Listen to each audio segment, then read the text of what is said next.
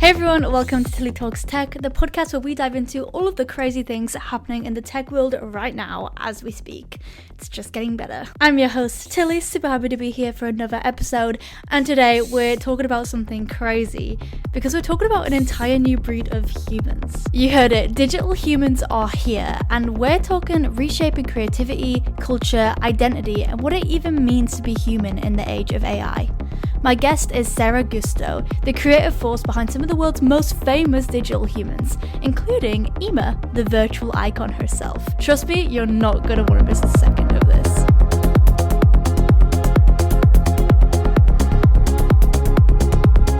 Welcome, Sara, to Tilly Talks Tech. I'm so happy to have you on the podcast. How are you feeling today? Likewise, thank you. Your message inviting me to this made me super happy because I was like, I want to talk to Tilly.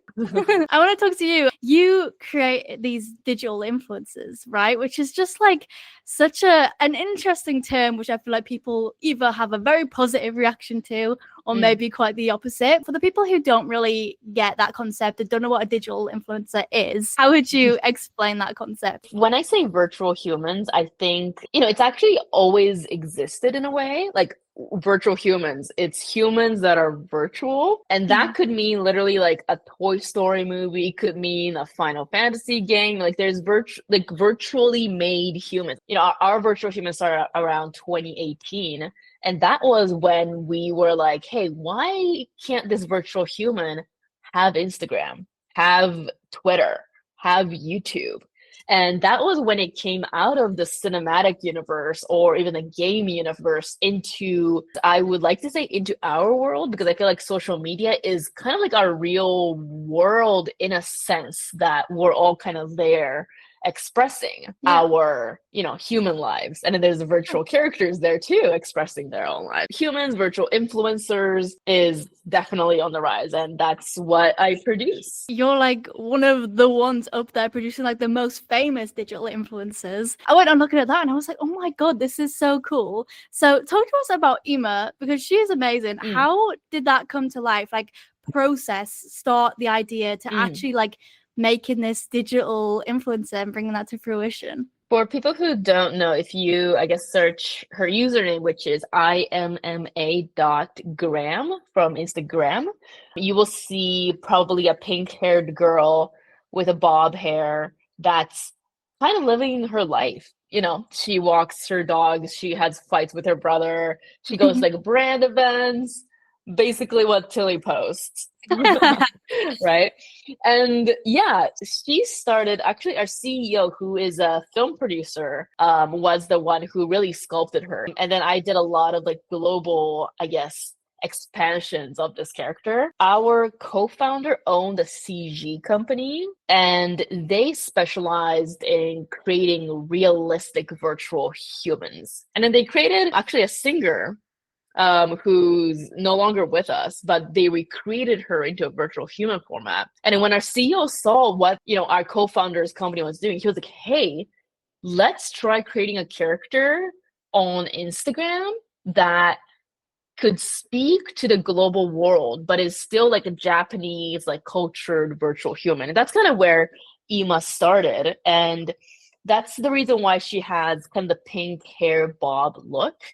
Because our CEO in his mind was like, pink bob, it in a weird way, from like movies from, Lost in Translation, like, when celebrities in Japan, they kind of wear like a pink bob, just reminds me of Japan in a way. So yeah.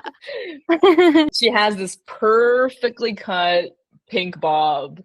And it's every strand, every pore on her face, every eyelash is made by human hands. Every facial feature was created. It's literally like I go through a process of creating virtual human. It's literally like plastic surgery, like before and after. Like, oh my God, a person's eyelid could be like 2 millimeters more wide, and it has a whole new impression on somebody. Designing characters for a game, it's kind of like, what's the outfit, what's the hair color. But with virtual humans, it's really like, how big is the nose hole?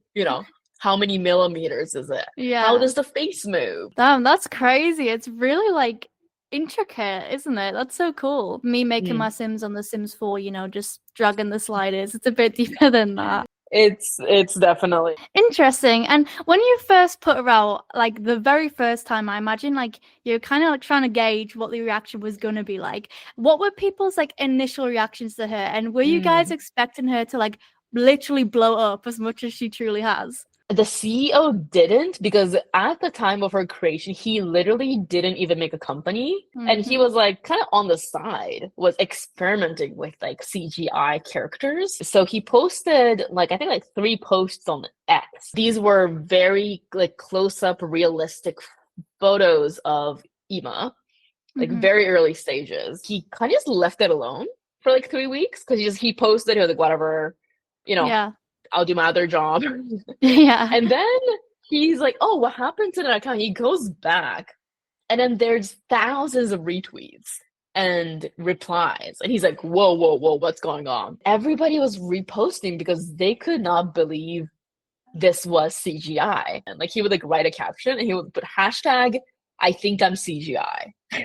Like in her first person perspective, right? I mean, ever since then, it blew up, and we even did our first commercial with the virtual human before we even made a company. So that's how fast the growth was, and every media around the world, from Vogue to Bloomberg, were having articles about this girl that was doing advertisements but wasn't real, but looked Hmm. super real. So yeah, it was super instant. The idea of like, I bet he probably thought like he just like catfish like the entire internet. Damn, this girl that I've created with Mm. her gorgeous pink bob is like taking the world by storm. He said because it looked so realistic. We've had this sort of thing phenomenon in prosthetics as well, because like the first sort of prosthetics I used to wear back in the day, they were all like really Mm. high definition silicone, and the Ooh. design was very much to like try and make the hand look like a replacement of a human hand, make it look as real as possible. But it actually ended up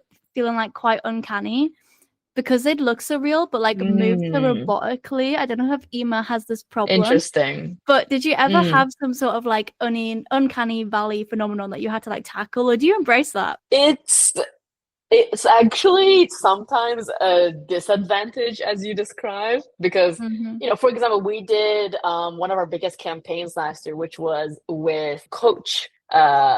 I love And it Coach. was right beside, she was in an advertisement globally. So this wasn't like this was shown in like every Coach store in the world. Right beside the real people like Lil Nas X, Camila Mendes, and several other stars around the world. It was interesting because I saw her literally on a big screen in like an LED screen inside Coach Store, but people wouldn't realize that she's a virtual human. So in a way, it worked so well that people Hmm. didn't know she was virtual human, which Right. which is, I guess, like a reoccurring thing. Because I mean, like I meet people in Japan that follow Ima for years, Mm. and they meet me. They're like, "Oh my God, you're involved with Ima. Like, where is she?" So it's like, she Oh my doesn't, and god. they have to explain. They're like, wait, Really? what? Good? But it's also like, whoa, like it's really, it's kind of just creating another human influencer in a way. Yeah, you birthed Yeah. her, bro. You brought a human to life. That's crazy. But I do get that. Do you know what I mean? When you put so much effort into this like intricate design, there's you guys dragging each individual eyelash and paw, and then Yeah. people think she's a normal human. Like, no, this was crafted. This was built. Like, same thing when I wear these sometimes in public. We'll bump into somebody, and the amount of times people will be like, "Oh my god, sorry, cool gloves." I'm like, they're not gloves. They're really cool pieces of tech. Like, you guys don't get. Cool gloves.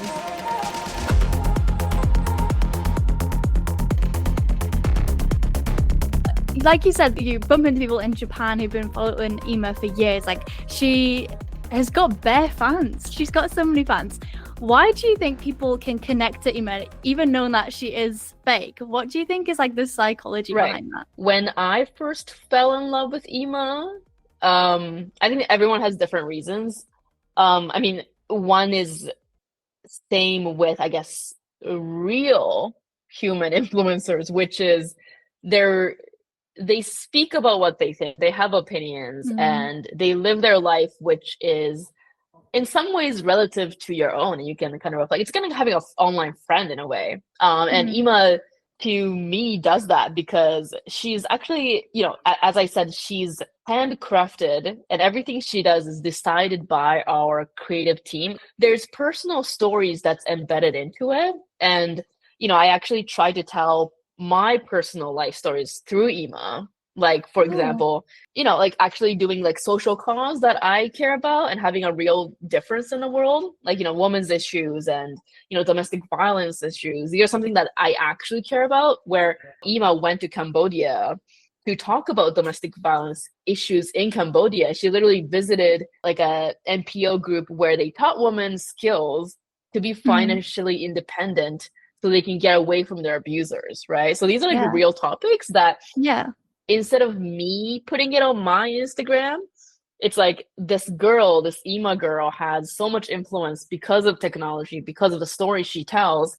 She can tell stories from not just in our team, but like everywhere in the world too. So I think those real stories through Imma are the differentiator in like so many like AI influencers and works that's being put out, because yeah, we yeah. actually care about relativity and cause. Yeah, that's really cool. Like the way she could be an advocacy vessel, because sometimes like it's scary putting yourself out there in like that sort of, narrative in that world, Mhm. but to be able to like have this like character which people are already connected to and then be able to like say important things through that vessel. I feel like that's like a really good use of technology and AI influence, there's her making fun videos on TikTok which are like entertaining and cool, but then there's also this whole other bit to it where we can actually like advocate for things that are really important. Like that's crazy. She's a public speaker like you and me. Especially in Asia and Japan, there's not many people that are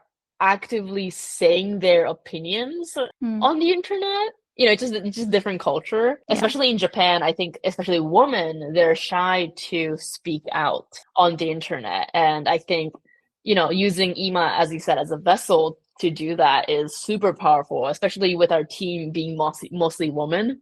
It's really Yay, I like love it's a that. fun project to work on. Yeah. You said that like there are many creators behind this project, and you guys are all like deciding what Emma's gonna do, what Emma's gonna wear, what Emma's gonna say, which is super fun. It is kind of like playing The Sims in real life. But I was gonna ask, with the rise of like artificial intelligence and things like that, how much, if at all, are you like integrating that into Emma's personality? Like my question was, I know Emma's not real and she's controlled by you guys, but how much free reign do you think they might be able to have in the future? Will AI like give her the ability to maybe like surprise you guys as the creatives, or is that when it gets a bit sentient and weird? I'm fully supportive of that. I think it develops the character in a more fun way. It's kind of like, for example, like Disney made Ariel, and Ariel is, if you can say, scripted and controlled, and every little frame is drawn by humans. For example, I even know what Ariel probably would do or not Mhm. do, Yeah, yeah, for So we sure. understand people's personalities, even if they're not real, because they're fictional characters. And so what if we build an LLM, like a brain of a AI, with Ariel's personalities and everything she likes and like everything she said, and that's autonomous. It allows Ariel to maybe talk to everyone in the world one-on-one. So something like that, where we're inputting Imma's personality that we know of her, Mhm. putting into an LLM, and we recently had that LLM, basically an AI on a monitor. Maybe basically you'll see Imma on a monitor, but it's talking autonomously, like a Mhm. chat GPT with a face, basically. Yeah. And we put her in a Coach store, we put her brother in a brand campaign with that. So it's like we already use AI to expand the universe and expand in ways that people can interact with these characters in a Yeah. more modern way. So yes, like we're kind of making AI. I can even ask that AI, hey, what should we post tomorrow? And maybe Yeah. Imma could give me ideas, So Yeah. yeah. That's so cool, because like then it really can. I know you said you already fell in love with her and we love her, but like when you actually have like that back and forth exchange and you don't know what she's gonna say, like that could be really, really cool area to explore. Like we're talking about when it comes to like these digital influencers, people value realness and stuff on social media. Mm. So sometimes they have a hard time getting behind a character that like obviously isn't real. But I feel like there was a moment in pop culture recently that like opened so many people's eyes to fictional characters and Mm. how we actually do want to like interact with them in our lives, like K-pop demon hunters. Initially, talking about like digital influencers and things like that, people might have a certain opinion, but then we all sat and we watched that film, and then there was people Yeah. who like literally wanted to go to Huntrix concert. I would drop my money like Hmm. right now to like go to one of those concerts. You know what I mean? And it's like they were trumping the charts and they were beating like K-pop Hmm. bands who do exist and are real right now. But Yep. for some reason, when it was connected to that film, because everyone liked those characters, suddenly they're like, oh Mm. well, it's fake and it's AI and it's a character. Didn't cross people's mind. Like everybody was ready to go to a Huntrix gig. You know what I mean? And I just wanted to Exactly. get your thoughts on that and whether you think that was like something that happened recently that which really did like shift people's mindset. Mm. I think humans' mindset is so affected by the narrative, and Mm. this goes for everything outside of AI too, like your own life. Like if you think your life sucks, then it probably sucks. It's really about what's the narrative? Is it a happy ending? Is it a bad ending? Of how we perceive reality. That's literally there's no reality. It's all about the narrative surrounding it. So when people talk about AI, there's so many negative narratives, especially in the West, that Mm. people literally think that's reality when it's not. And people listen to fun stories, the more Mhm. entertaining it is, the more effective it is. So that's why these like new movies it literally has the ability to change people's minds. And I watched that and I am again reminded of how different the narrative in Japan, especially Japan, I think, Mm. is compared to the rest of the world because we're I guess in a way we're so Japan's very early to that narrative of hey, let's talk to fictional characters, let's marry fictional Yeah. characters, let's have fictional singers and everything, right? So we have robots that people have as pets. Literally, I'm not even joking. Like it's literally a thing. A girl married their chat GPT, I think like 2 weeks ago in I Japan. saw So that. I saw that. I know. Why does that happen in Japan when it doesn't happen in America? I think the Mm. reason is that our narrative is so different around AI and virtual characters. When I talk about Imma, the virtual human, in Japan, I literally have zero backlash. Mm. Um, Mm-hmm. Whereas in I gave a TED talk and every comment, and there were thousands of comments on the internet about my TED talk was hate comments about, oh my God, you're going to destroy Earth. So I think my outlook on this is our most popular show, kids show, is called Doraemon. It's actually shown around Asia a lot. It's about this like blue robot that Cool. befriends this little kid. And it's just like a thing that every single kid, every adult has seen. And Mm. the main narrative is that robots are friends. Robots help us. Narratives affect our reality. And growing up in Japan, which is such a fun narrative, friend narrative about robots and virtual everything, and that we don't have to regard non-human things as enemies, which is such a Mm. like a natural narrative in the West that I realized everything non-human is an enemy. I It's know, it's either crazy. non-human. I know, especially even with your arm, I feel like it's just like Bro, growing up it's. as a cyborg in the West, it's rough. No, I'm kidding. I fully get it, but yeah, it's in the main narrative. I think in the West that I have that's related to me is literally Terminator. So people literally see me as creating a Terminator. So I'm like, that's so far off from reality. Yeah. But what is reality, right? So you decide. So I think there is a way for humans and non-human things to have friendship and meaning and share stories. Yeah. I agree, 100%. It was such a crazy thing to see because I'd heard about like AI bans and things like that, and like you're saying, like heard really negative things Mm. about it. And then K-pop Demon Hunters was like top in the charts. Everybody wanted to go to their gigs, and I was like, guys, you do realize these are fictional characters. Like, I swear you were hating on this like last week, but it's just when you formed that connection to a film, and they were all really ready to accept it. And I was really interested to hear like your perspective as somebody who makes these digital beings and had backlash in the West, to see the Right. West then adopting it because of Netflix. And it really opened my eyes as well to like Huntrix concerts in the future. Like, sign me up, I'll be there, you know.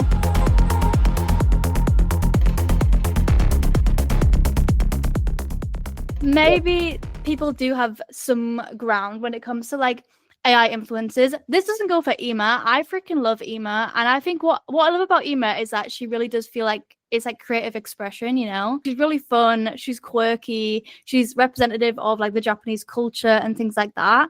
I think maybe in the West, what people catch on to is we've been seeing AI influencers who are like literally like pristinely perfect because they're designed to look that perfect. And there's already issues with like comparison online to like different bodies and skin, like all these like insecurities that are like bred online basically. And that's just between humans, you know what I mean? So then when we're bringing in AI characters who are literally designed to not have a flaw, I feel like that then has a negative impact. Something like Imma is something that's really, really great, I think, because it goes down the route of experimentation and fun and creativity. And I feel like if we were full of AI influencers who had these like flaws and things too, that's a way cooler narrative to go down and won't lead to flipping dystopia, which I heard you reference in your like TEDx talk, which a lot of people's minds automatically go to. What are your thoughts on that, like the sort of like really realistic ones, and like when it comes to like online and like beauty standards and things like that, what are your thoughts on that, and how do you steer Imma away from that? I definitely understand that, the human eye brain can't tell the difference. And when I see a hot girl on the internet, I ask myself, why don't I have that body? You know, Yeah. it kind of makes me feel bad because I didn't make the same decisions as this hot girl, even though I could have, you know what I mean? So like then people then people get depressed, Yeah. because I mean nobody is born with the same body in the world, because right now it looks like everybody has the exact same body type on the social media. Yeah. I think when I look at Imma, I don't get that feeling because I know she's virtual, and in a way that doesn't, no matter how hard I work, I can't really become virtual unless I make a virtual character of myself, but that's another story. So I think there's a difference between expressing and depicting, your real life as something that is maybe too perfect. Sure. But I know there's lots of gray lines in this because, what if people don't know? As I said, I've met people that don't know Imma's not real, right? It's a whole paragraph of like, how much of social media do people think is real and not? But I do talk to younger generations and they have a better understanding in language around reality. I think fictional is normal for the new generation, and younger generation is more accepting of these crazy things happening on the internet because maybe virtual characters are not in direct comparison with real people in their lives, or Yeah, definitely, because I feel like the angle where it's like fashion and it's quirky and it's fun and it's cool. Like that's the content we like to indulge in and absorb on the internet. Like nobody loves scrolling for like hours on end and just seeing like a literal perfection. Like that leads to comparison. But I feel like these AI characters are chill so long as they have personalities and they're like fun like us and they're not like, pristine. But obviously there's also the little AI generated tab now, which I find so funny that we have that in this day and age. Like we are actually at that level I where know. there's so much on the internet. Yeah, the next generation, they've just grown up around that. So they're used to it and they'll be better at distinguishing. So that is good for the future. But sometimes I just see these like AI people who are like literally like, they will have had to go to the gym for like 3 times every day this week, and they didn't because they were just like coded to look like this. But I love it when they tap into expression and creativity. Like Imma to me feels like way more like a work of art than Yeah, I think that detail matters because I am in more of a feeling of like our intention is to create and not to like depict reality or try to control reality in a sense. And Mm. I think that's the same when people are making movies, like very realistic but fictional movies. That's how humans are. We all love to create. And if Mhm. there's a technology for us to create realistic, non-realistic, anything. And I really think there's a nuance there. And I think with Imma, we're trying to tell a story. Yeah. Yeah, for sure. That's awesome. Thank you so much. We're coming to the end now, but I do have some like quick fire questions for you, if that's okay. All right. How do you see the digital and the physical world coming together in the next sort of like 10 years? I know probably in Asia, you're probably way ahead of us. So you're probably already there, like 10 years down the line for us in the West. But what do you think? I think we're gonna be more friends with non-human things. Yeah, that would be my one line answer. And I think that's a happy world because we've always been that. Yeah, I love that. I totally agree. Like, I feel really like empathetic about robots. I think maybe because I've like grown up with like this born a can. My second question, I don't know if Emma's a busy girl or anything like that, or if she's still taking interviews, but can I interview Emma one day? Can she be on the podcast? I think so. Yeah, we could figure that out. That would be so cool. That would be so fun. And before I let you go, have you got any projects coming up? Then we'll get your plug so people can follow you and see what you're up to. Thank you. My personal Instagram is Sara dot an Italian last name. Giusto. When I give a TED talk, no one thought I was Japanese until I started. I was like, I'm Japanese. A lot of cool things are happening. I think the world is changing so rapidly and in a more fun way too. Jensen Huang says that virtual humans are the next big thing, right? And I think in every industry, from tourism, let's say a hotel receptionist, or maybe a personal guide that knows everything about you, like maybe medical industry. I think influencer is such a small part of what the virtual human world is going to consist of. And I'm hoping we can make non-scary, more friend-like technology. As you said, design is so important. Creativity is so important because it adds that nuance of creating a Terminator or a Doraemon, a friend robot, Yeah, definitely. 100%. Thank you so much, Sarah. It's been so nice talking to you and catching up again.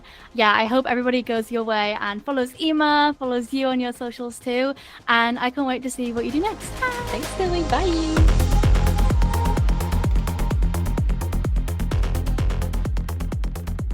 Sara Giusto, everybody, she is so cool. She's just epic. I think digital influencers, when they're creative and fun and quirky and cool, that's just a new form of content to indulge in. Like, she's such a cool gal, honestly, and I need to go to Japan is my takeaway from today's video. Do follow Sara. I'm so glad I think I pronounced her last name right. Definitely give her a follow. I really hope you enjoyed listening to this episode. If you did, make sure to like, comment, and subscribe. Recommend to a friend. Also, comment down below who else you want me to get on the podcast, what other topics you want us to cover. I'm so excited to see you all next time.